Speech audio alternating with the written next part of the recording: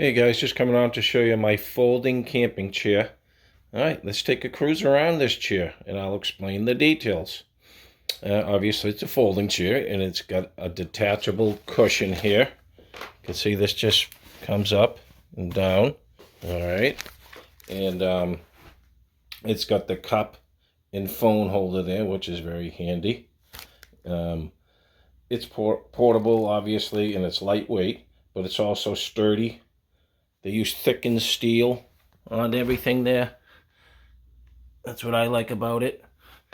It can hold up to 400 pounds, so that tells you how well it's made. And what I like is that wooden armrest. A lot of these camping chairs have the fabric armrest, and then your arm ends up sinking down. So that's why I went with the wooden one here. And that's the main thing I like. The wooden armrest, and it's sturdy. And I got the bonus with the cushion. 2 thumbs up here.